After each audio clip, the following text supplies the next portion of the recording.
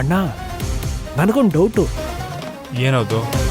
ಕ್ವಾರಿಲಿ blast ಆಗ್ತಾ ಇದೆ ಅಂತ ಗೊತ್ತು ತಾನೆ?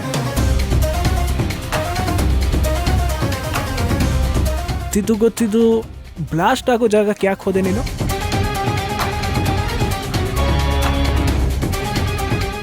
ಆದರೆ ಆವತ್ತು ಕ್ವಾರಿಲಿ ಬ್ಲಾಸ್ಟ್ ಪ್ಲಾನೇ ಆಗಿರಲಿಲ್ಲ.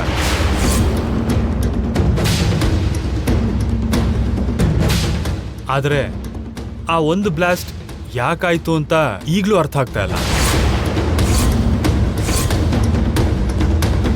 ಹಾಗಂತ ಬಿಟ್ಬಿಡಕ್ಕಾಗತ್ತಾ? ಅಷ್ಟಕ್ಕೂ ಪ್ಲಾನ್ ಆಗದೆ ಇರೋ ಬ್ಲಾಸ್ಟ್ ಯಾಕಾಯ್ತು ಅಂತ ಕಂಡುಹಿಡಿಬೇಕು ತಾನೆ?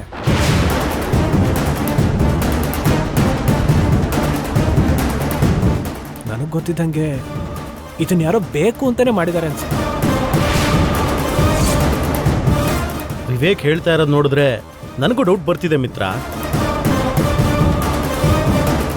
ಇದನ್ನ ಯಾರಾದರೂ ಒಂದು ಪ್ಲ್ಯಾನ್ಡ್ ಆಗಿ ಮಾಡಿದ್ದಾರೆ ಅಂತ ಹೇಳ್ತೀಯಾ? ಹಾಗೆಲ್ಲ ಯಾಕೆ ಮಾಡ್ತಾರೆ ಡ್ಯಾಡ್?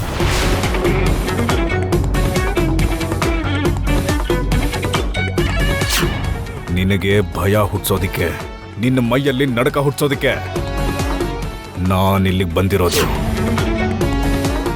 ಇವತ್ತಿಂದಾನ ನಿನ್ನ ಪತನಕ್ಕೆ count down starts. May be ಇದ ಪ್ರವೀಣ್ ಮಿಟಲ್ ಕೆಲಸನೇ ಇರ್ಬೋದು.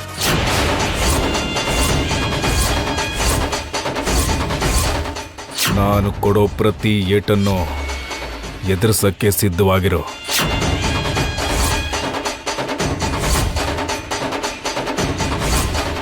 ಆ ಆ್ಯಂಗಲಲ್ಲಿ ನಾವು ಯೋಚನೆ ಮಾಡೇ ಇಲ್ವಲ್ಲೋ. ಅವನು ದ್ವೇಷ ಇಟ್ಕೊಂಡಿರೋ ಹಾವಿನ ಥರ ಮಿತ್ರ. ಯಾವುದೇ ಕ್ಷಣದಲ್ಲಾದ್ರೂ ಕಚ್ಚೋದಕ್ಕೆ ಸಿದ್ಧವಾಗೇ ಇದ್ದಾನೆ. ಬಹುಶಃ ಇದು ಅವನ ಕೆಲಸನೇ ಆಗಿರ್ಬೋದೇನೋ. ಗೊತ್ತಿಲ್ಲ ಮಾಮ್, ಯಾರನ್ನೋದು ಕ್ಲಿಯರ್ ಆಗಿಲ್ಲ. ಒಂದ್ಸಲ ಮತ್ತೆ ಕ್ವಾರಿಗೆ ಹೋಗಿ ನೋಡ್ತೀನಿ, ಏನಾದರೂ ಸುಳ್ಳು ಸಿಗ್ಬೋದು.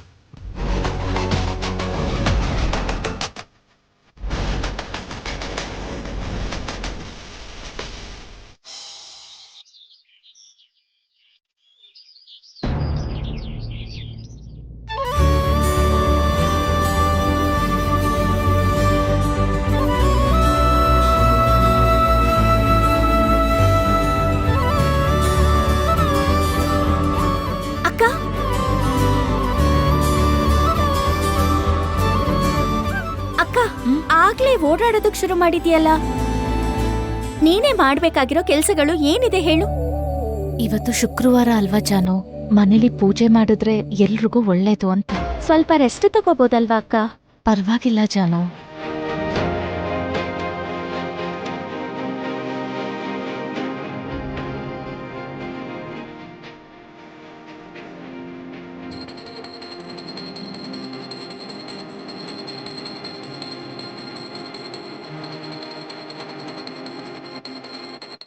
ನೋಡಿದ್ಯಾ ತ್ರಿವಿಕ್ರಮ, ಭಾಗ್ಯಂಗೆ ಆರೋಗ್ಯ ಸರಿ ಇಲ್ಲ ಅಂದ್ರು ಎಷ್ಟು ಶ್ರದ್ಧೆಯಿಂದ ಪೂಜೆ ಮಾಡ್ತಾ ಇದ್ದಾಳೆ. ಶ್ರದ್ಧೆ ಮತ್ತು ಆಸಕ್ತಿ ಬಗ್ಗೆ ಭಾಗ್ಯಂಗೆ ನಾವು ಹೇಳಬೇಕಮ್ಮ. ಎಲ್ರಿಗೂ ಆದರ್ಶಪ್ರಾಯವಾಗಿ ಎಲ್ಲರೂ ತನ್ನನ್ನು ಅನುಸರಿಸೋ ರೀತಿ ಅವಳು ಮಾಡ್ಕೊಂಡು ಹೋಗ್ತಿರ್ತಾಳೆ. ಕರೆಕ್ಟಾಗಿ ಹೇಳಿದ್ರಿ ದೊಡ್ಡಪ್ಪ. ಅದಕ್ಕೆ ಒಂದು ಕಡೆ ಸುಮ್ಮನೆ ಕೂತಿರೋ ಅಂದರೆ ಇರೋಕ್ಕಾಗಲ್ಲ. ನಮ್ಮವರು, ನಮ್ಮ ಕುಟುಂಬ ಅಂತ ಯಾವಾಗಲೂ ಏನಾದರೂ ಕೆಲಸ ಮಾಡ್ತಾನೆ ಇರ್ತಾರೆ.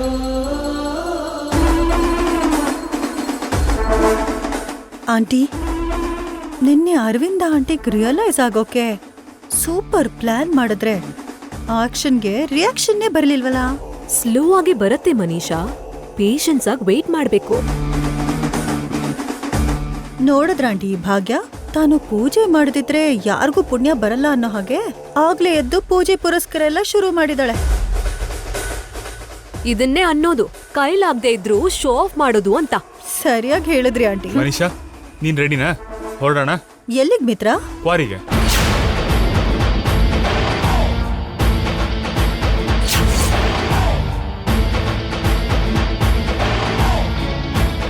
ಕ್ವಾರಿಗ? ಯಾಕೆ ಮಿತ್ರ? ಕ್ವಾರಿಲಿ ಬ್ಲಾಸ್ಟ್ ಏನು ಪ್ಲಾನ್ ಮಾಡದೇ ಇದ್ರು ಆ ಬ್ಲಾಸ್ಟ್ ಯಾಕಾಯ್ತು ಅಂತ ಸ್ವಲ್ಪ ಅನುಮಾನ ಬರ್ತಿದೆ. ಹೋಗಿ ಎನ್ಕ್ವೈರಿ ಮಾಡಿದ್ರೆ ಏನಾಯ್ತು ಅಂತ ಗೊತ್ತಾಗತ್ತೆ. ಅದೇನೋ ಆಕ್ಸಿಡೆಂಟಲ್ ಆಗಿರ್ಬೇಕು ಮಿತ್ರ. ಅದನ್ನ ಎನ್ಕ್ವೈರಿ ಮಾಡೋದ್ರಿಂದ ಲಾಭ ಏನು? ಆ ತಪ್ಪು ಗೊತ್ತಿಲ್ಲದೆ ನಡೆದಿರೋದಾ ಅಥವಾ ಯಾರೋ ಪ್ಲಾನ್ ಮಾಡಿ ಆ ಬ್ಲಾಸ್ಟ್ ಆಗಿರೋದು ಅಂತ ನಾನು ತಿಳ್ಕೊಳ್ಳೋದು ತುಂಬಾ ಮುಖ್ಯ. ಯಾಕಂದ್ರೆ ಅದೊಂದು ಚಿಕ್ಕ ಆಕ್ಸಿಡೆಂಟ್ ಅಲ್ಲ, ಒಂದು ಪ್ರಾಣನೇ ತೆಗೆಯುವಷ್ಟು ದೊಡ್ಡ ಇನ್ಸಿಡೆಂಟ್.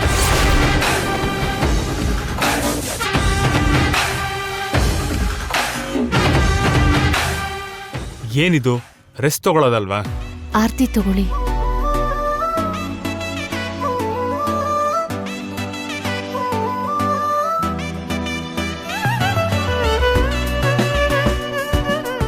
ಮನೀಷಾ, ಪ್ರಾಣಕ್ಕೆ ತೊಂದರೆ ಆಗೋ ಇಂಥದ್ನೆಲ್ಲ ಅಷ್ಟು ಸುಲಭಕ್ಕೆ ಬಿಡಬಾರ್ದು.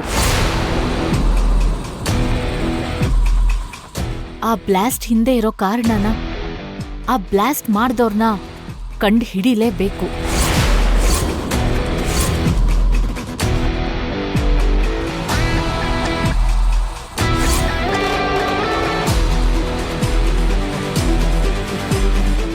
ಆ ಘಟನೆ ಹಿಂದಿರೋರ್ ಹೆಸರು ಮತ್ತೆ ರಹಸ್ಯ ಬೇಗ ಹೊರಗಡೆ ಬರ್ಲಿ ಅಂತ ಬೇಡ್ಕೊಂಡು ಆರ್ತಿ ತಗೋ.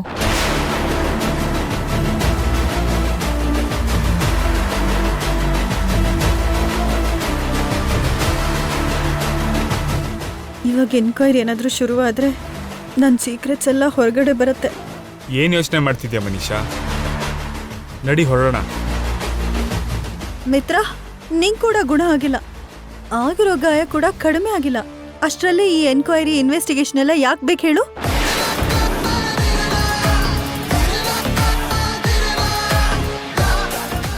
ಬೇಕಾದ್ರೆ ನಾನು ಅದನ್ನ ನೋಡ್ಕೋತೀನಿ, ನೀನ್ ರೆಸ್ಟ್ ತಗೋ.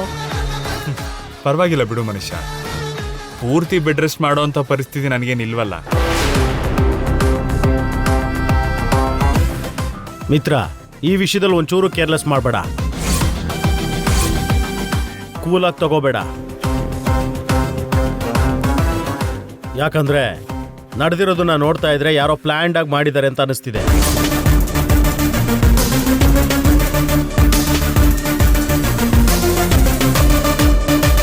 ಮೇಲಾಗಿ ಪ್ರವೀಣ್ ಮಿಟ್ಟಲ್ ನಮ್ಮ ಮೇಲೆ ದ್ವೇಷ ಸಾಧಿಸ್ತಿರೋ ಅನುಮಾನ ಬೇರೆ ಬರ್ತಿದೆ. ಇದನ್ನ ಮಾಡಿದ್ದು ಅವನ ಅಥವಾ ಬೇರೆ ಯಾರಾದ್ರೂ ಅಂತ ನಮಗೆ ಗೊತ್ತಾಗ್ಬೇಕಲ್ವಾ?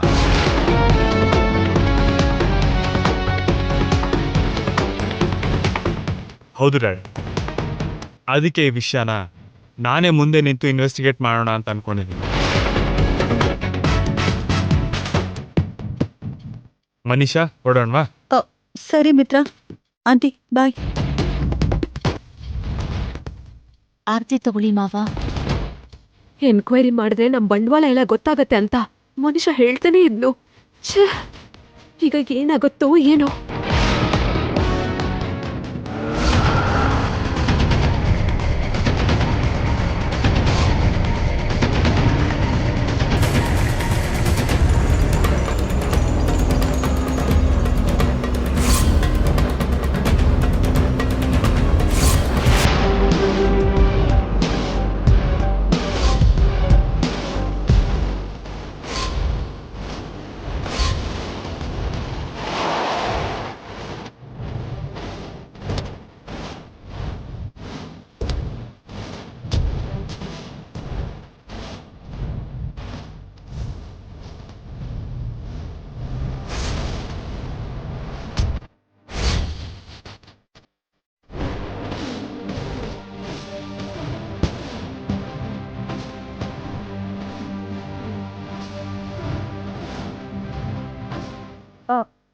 ಮಿತ್ರ, ಈಗ ಬ್ಲಾಸ್ಟಿಕ್ ಕಾರಣ ಏನು, ಮಾಡಿದ್ ಯಾರು ಅಂತ ಹೇಗ್ ತಿಳ್ಕೊತೀಯಾ? ಅದಕ್ಕೆ ನನ್ನ ಹತ್ರ ಒಂದು ಐಡಿಯಾ ಇದೆ ಮನೀಷಾ.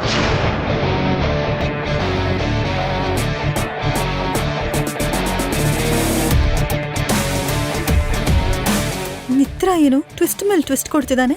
ಇವಾಗ ಅದನ್ನ ಹೇಗ್ ಕಂಡುಹಿಡಿಬೇಕು ಅಂತಿದ್ದಾನೆ.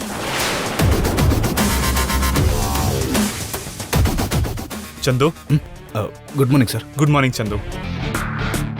ಈಗ ಭಾಗ್ಯ ಮೇಡಮ್ ಹೆಂಗದಾರ್ರಿ? ಹುಷಾರದ್ರಿ? ಪರವಾಗಿಲ್ಲ, ಚೆನ್ನಾಗೇ ಇದ್ದಾಳೆ. ಏನ್ ವಿಷಯ ಸರ್, ಸಡನ್ ಆಗಿ ಬಂದಿರಿ?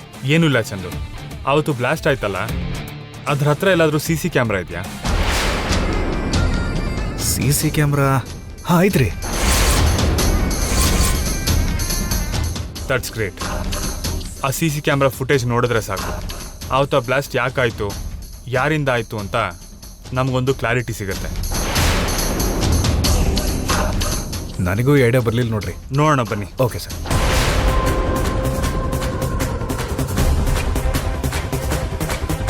ಮೈ ಗಾಡ್, ನನಗೆ ಈ ಸಿ ಕ್ಯಾಮ್ರಾ ವಿಷಯ ಮರ್ತೇ ಹೋಯ್ತಲ್ಲ. ಈಗ ಕ್ಯಾಮ್ರಾದಲ್ಲಿ ಸಿದ್ಧ ಕಾಣಿಸಿದ್ರೆ ಮಿತ್ರಗೆ ಡೌಟ್ ಬರುತ್ತೆ. ನನ್ನಂತೂ ಮಿತ್ರ ಈ ಕ್ವಾರಿಯಲ್ಲೇ ಹೋಗ್ದು ಹೋಗ್ತಾನೆ.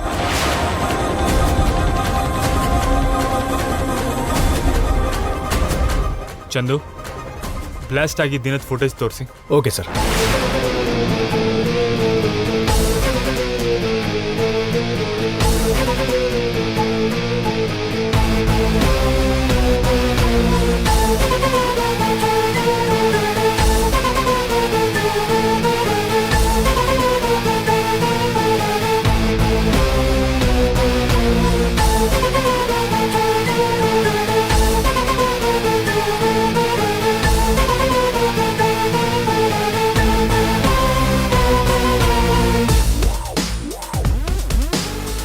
ಮನೀಷಾ,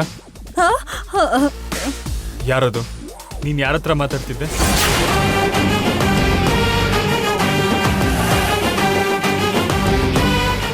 ಅದು ಅದು ಮಿತ್ರ ಅವ್ರು ಯಾರಂದ್ರೆ ಯಾರದು? ಸರ್, ಮುಖ ಸರಿಯಾಗಿ ಕಾಣಕತ್ತಿಲ್ರಿ. ಮನೀಷಾ, ನೀನಾದ್ರೂ ಹೇಳು, ಯಾರವನು? ಈ ಯಾರು ನಂಗೆ ಕೂಡ ಗೊತ್ತಿಲ್ಲ ಮಿತ್ರ. ಮತ್ತೆ ಗೊತ್ತಿಲ್ದಿರೋನ್ ಜೊತೆ ಅಷ್ಟೊತ್ತು ಮಾತಾಡ್ತಿದ್ದೆ? ಅಂದ್ರೆ ಮಿತ್ರ, ಅದು ಅದು ಅವನು ಅವನು ನಮ್ಮ ಕ್ವಾರಿಲಿ ಏನಾದ್ರೂ ಕೆಲಸ ಸಿಗತ್ತಾ ಅಂತ ಕೇಳೋದಕ್ಕೆ ಬಂದಿದ್ದ. ಸದ್ಯಕ್ಕೆ ನಮ್ಮ ಕ್ವಾರಿಲಿ ಬೇಕಾದಷ್ಟು ಜನ ಇದಾರಲ್ವಾ, ಅದಕ್ಕೆ ಇಲ್ಲ ಅಂತ ಹೇಳ್ದೆ. ಆದರೂ ಅವನು ಕೇಳಲಿಲ್ಲ. ಹೇಗಾದರೂ ಮಾಡಿ ಒಂದು ಜಾಬ್ ಆದರೂ ಕೊಡಿಸಿ ಅಂತ ಕೇಳ್ತಾನೇ ಇದ್ದ. ಇವಾಗಂತೂ ಇಲ್ಲ, ಆಮೇಲೆ ಯಾವತ್ತಾದರೂ ಬಂದು ಕೇಳು ಅಂತ ಹೇಳ್ದೆ. ಅದಕ್ಕೆ ಅಷ್ಟೊತ್ತು ಡಿಸ್ಕಸ್ ಮಾಡಬೇಕಾಯ್ತು. ಓ, ಅಷ್ಟೇನಾ? ಹಾ, ಬೇರೆ ಕ್ಯಾಮ್ರಾ ಓಪನ್ ಮಾಡಿ. Okay sir.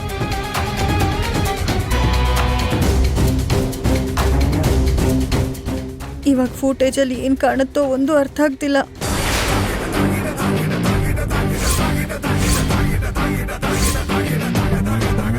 ಚಂದು, ಮಧ್ಯದಲ್ಲಿ ಫುಟೇಜ್ ಇಲ್ವಲ್ಲ? ಕರೆಕ್ಟಾಗಿ ಬ್ಲಾಸ್ಟ್ ಆಗೋ ಟೈಮಿನ ಫುಟೇಜಲ್ಲಿ. ನನಗೂ ಅದೇ ಅರ್ಥ ಆಗೋಲ್ಲ ಸರ್. ಆ ಟೈಮಿಂದ ಫುಟೇಜ್ ಮಿಸ್ ಆದಂಗೆ ಐತ್ರಿ. ಹಾಗೆ ಹೇಗೆ ಮಿಸ್ ಆಗುತ್ತೆ ಚಂದು? ಗೊತ್ತಿಲ್ಲ ಸರ್. ಅಂದ್ರೆ ಯಾರೋ ಬೇಕು ಅಂತಾನೆ ಫುಟೇಜ್ ಡಿಲೀಟ್ ಮಾಡಿದ್ದಾರೆ ಅಂತಾಯ್ತು. ಇರ್ಬೋದೇನೋ ಸರ್. ಥ್ಯಾಂಕ್ ಗಾಡ್, ನನಗೂ ಕರುಣೆ ತೋರಿಸೋ ದೇವ್ರಿದ್ದಾನೆ ಅಂತ ಆಯಿತು. ಅದಕ್ಕೆ ಇಷ್ಟು ದೊಡ್ಡ ಪ್ರಾಬ್ಲಮಿಂದ ನನ್ನ ಕಾಪಾಡಿದ್ದಾನೆ ದೇವ್ರೆ. ಆ ಫುಟೇಜ್ ಮಾಯ ಮಾಡಿ ನಾನು ಮಿತ್ರ ಕೈಯಲ್ಲಿ ಸಾಯದೇ ಇದ್ದ ಹಾಗೆ ಮಾಡಿದೆ. ತುಂಬ ಥ್ಯಾಂಕ್ಸ್ ದೇವ್ರೆ. ಆ ಫುಟೇಜ್ ಸಿಕ್ಕಿದ್ದಿದ್ರೆ ಈ ಕೆಲಸನ ಮಾಡಿದವ್ರು ಯಾರು, ಯಾಕೆ ಮಾಡಿದ್ರು ಅಂತ ನಾನು ತಿಳ್ಕೊಳ್ಳೋಣ ಅನ್ಕೊಂಡಿದ್ದೆ. ಈಗ ನೋಡಿದ್ರೆ ಫುಟೇಜೇ ಮಿಸ್ ಆಗಿದೆ. ಇನ್ ಪ್ರೂಫ್ ಸಿಗೋದು ಕಷ್ಟ. ಇದನ್ನೆಲ್ಲ ಯಾಕೆ ಡಿಲೀಟ್ ಮಾಡಿದ್ದಾರೆ ಅಂತ ಗೊತ್ತಾಗ್ತಿಲ್ಲ. I am very sorry sir. ನಾ ಸ್ವಲ್ಪ ಹುಷಾರಾಗಿದ್ದಿದ್ರೆ ಈ ಘಟನೆ ಆಗ್ತಿರ್ಲಿಲ್ರಿ. ಇಟ್ಸ್ ಓಕೆ ಚಂದು, ಕೆಲವೊಂದು ನಮ್ಮ ಕೈಯಲ್ಲಿರಲ್ಲ, ಅದಕ್ಕೆ ಏನು ಮಾಡೋಕ್ಕಾಗಲ್ಲ. ಮಿತ್ರ, ಇನ್ನು ಆ ವಿಷಯ ಬಿಟ್ಬಿಡು. ಆ ಬ್ಲಾಸ್ಟ್ ಏನೋ ಗೊತ್ತಿಲ್ಲದೆ ಆಗೋಯ್ತು. ಇವಾಗ ಇದನ್ನ ನಾವು ಇಲ್ಲಿಗೆ ಬಿಡೋದು ಒಳ್ಳೇದು. ಇಲ್ದಿದ್ರೆ ಅದೊಂದು ಕೆಟ್ಟ ಕನ್ಸ್ ಥರ ನಮ್ಮನ್ನ ಜೀವನ ಪೂರ್ತಿ ಕಾಡ್ತಾನೆ ಇರುತ್ತೆ. ಇನ್ನದ್ರ ಬಗ್ಗೆ ಮರ್ತು ಬಿಡು. It's okay, let's go.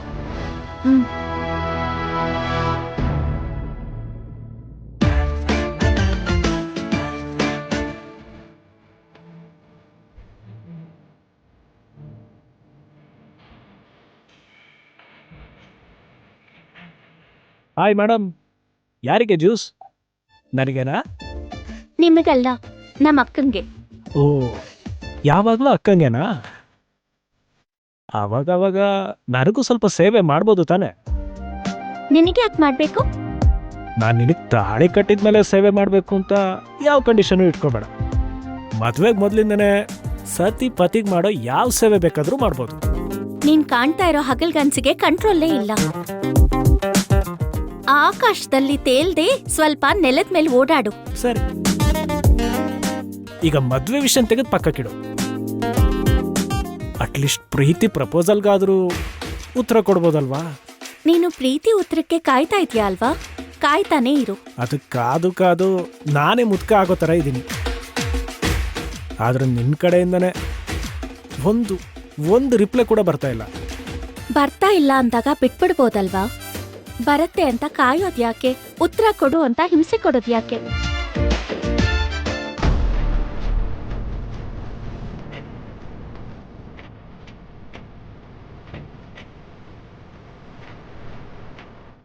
Quarry ಹತ್ರ ಏನಾಗ್ತಿದ್ಯೋ ಏನೋ. ಮನುಷ್ಯ ಸಿಕ್ಬಿದ್ರೆ ಇನ್ನು ಶಾಶ್ವತವಾಗಿ ಮಿತ್ರ ಮನುಷ್ಯನ ಕಳಿಸ್ತಾನೆ. ಆಮೇಲೆ ಭಾಗ್ಯ ಪರ್ಮನೆಂಟ್ ಆಗಿ ನನ್ನ ಫ್ಯಾಮಿಲಿ ಸೊಸೆಯಾಗಿ ಸೆಟ್ಲ್ ಆಗ್ತಾಳೆ. ಹಾಗೋಕ್ಕೆ ಬಿಡಬಾರ್ದು. ಮನೀಷಾ ಮೆಸೇಜ್. ಆಂಟಿ, ಇಲ್ಲಿ ಏನು ಪ್ರಾಬ್ಲಮ್ ಆಗಿಲ್ಲ. ಲಕ್ಕೀಲಿ ನಾನು ಸಿಗ್ಲಿಲ್ಲ. ನೀವು ವರಿ ಆಗ್ಬೇಡಿ. Thank God. ಮನೀಷಾ ತಪ್ಪಿಸ್ಕೊಂಡ್ಲು ಅನ್ಸತ್ತೆ. ಇಷ್ಟೊತ್ತು ಬೆಂಕಿ ಮೇಲೆ ಕೂತ್ಕೊಂಡಂಗಿತ್ತು. ಈಗ ಸ್ವಲ್ಪ ಕೂಲ್ ಆಯ್ತು.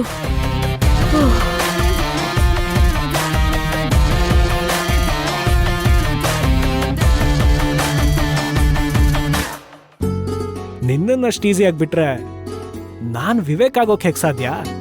ವೀರ ಪ್ರೇಮಿ ನಾನು, ವಿಕ್ರಮಾದಿತ್ಯನ್ ಥರ ನಾನು. ಹಠ ಹಿಡಿದೆ ಅಂದ್ರೆ ಯಾವ ಸಿಚುವೇಶನ್ ಅಲ್ಲೂ ಬಿಡೋಕ್ ಚಾನ್ಸೇ ಇಲ್ಲ. ಸರಿ, ಹಾಗಿದ್ರೆ ನಿನಗ್ ಬೇಕಾಗೋ ಹಾಗೆ ನೀನಿರು. ನನ್ನ ಹತ್ರ ಬಂದು ಉತ್ತರ ಹೇಳು, ಸಮಸ್ಯೆಗೆ ಪರಿಹಾರ ಹೇಳು ಅಂತ ಪದೇ ಪದೇ ಹಿಂಸೆ ಮಾಡ್ಬೇಡ. ಜಾನು ಜಾನು ವಿವೇಕ್, ಏನಿದು? ಯಾರಾದ್ರೂ ನೋಡಿದ್ರೆ ಕೆಟ್ಟದಾಗಿರತ್ತೆ. ದಯವಿಟ್ಟು ಕೈ ಬಿಡು. ಫಸ್ಟ್ ನಾನು ಕೇಳಿದ ಪ್ರಶ್ನೆಗೆ ಉತ್ತರ ಕೊಡು, ಆಮೇಲೆ ಬಿಡ್ತೀನಿ. ನಾನ್ ಹೇಳ್ದೆ ಅಲ್ವಾ, ನಿನಗ ಆ ಉತ್ತರ ಕೊಡೋದಕ್ ಮಾತ್ರ ನಾನ್ ರೆಡಿ ಆಗಿಲ್ಲ. ಹೇಳ್ಬೇಕಾಗಿರೋ ಅವಶ್ಯಕತೆನೂ ನನಗಿಲ್ಲ. ದಯವಿಟ್ಟು ನನ್ ಕೈ ಬಿಡು. ಫಸ್ಟ್ ಹೇಳು ಪ್ಲೀಸ್. ಬಿಡು ವಿವೇಕ್. ವಿವೇಕ್,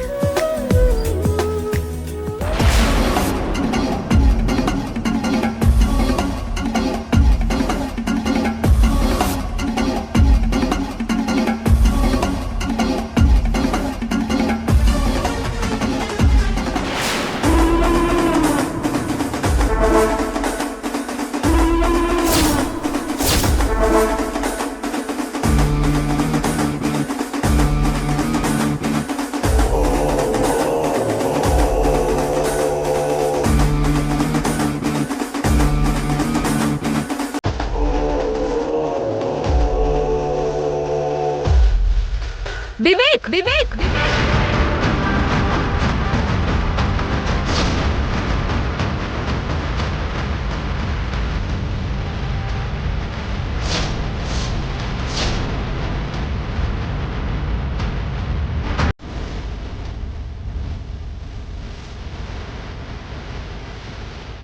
ತಲೆ ಸರಿ ಇಲ್ವಾ ನಿನ್ಗೆ?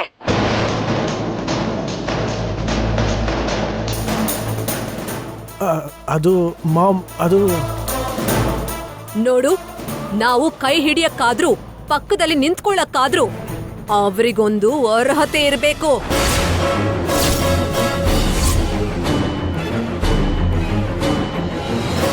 ಅದಿದ್ಯೋ ಇಲ್ವೋ ಅಂತ ತಿಳ್ಕೊಂಡು ಯೋಚನೆ ಮಾಡಿ ಹೆಜ್ಜೆ ಇಡ್ಬೇಕು, ಗೊತ್ತಾಯ್ತಾ? ಹಾಗಲ್ಲ ಮಾಮ್. ನೀನ್ ಬಾಯ್ ಮುಚ್ಚು. ಆದ್ರೂ ತಪ್ಪು ನಿಂದಲ್ಲ. ಮನೆಯೊಳಗೆ ಯಾರು ಬಂದ್ರೂ ಬಿಡೋದು ನಮ್ ತಪ್ಪು.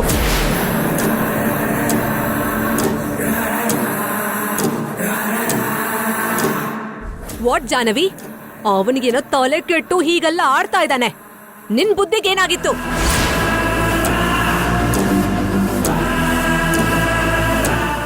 ಇನ್ ಮುಂದಾದ್ರೂ ನಿನ್ ಲೆವೆಲ್ ಏನೋ, ಇಲ್ ಪದ್ಧತಿ ಏನು ಅಂತ ತಿಳ್ಕೊಂಡ್ ನಡ್ಕೋ.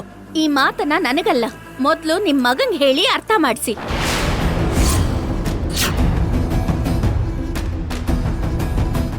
ಏನು ನಿನ್ನ ಅಕ್ಕನ ಹಾಗೆ ನಮ್ಗೆ ಎದುರುತ್ರ ಕೊಡ್ತಿದ್ಯಲ್ಲ? ಎದುರುಗಿರೋರ್ ಮಾತು ಚೆನ್ನಾಗಿದ್ರೆ ಮೌನವಾಗೇ ಇರ್ಬೋದು. ನಾಲ್ಗೆ ಹಿಡ್ತಾ ಇಲ್ದೆ ಮಾತಾಡ್ತಾ ಇದ್ರೆ ಆ ಮಾತನ್ ಕೇಳಿಸ್ಕೊಂಡು ತಲೆ ತಗ್ಸಿ ನಡೆಯೋ ಅವಶ್ಯಕತೆ ನನಗಂತೂ ಇಲ್ಲ. Stop it.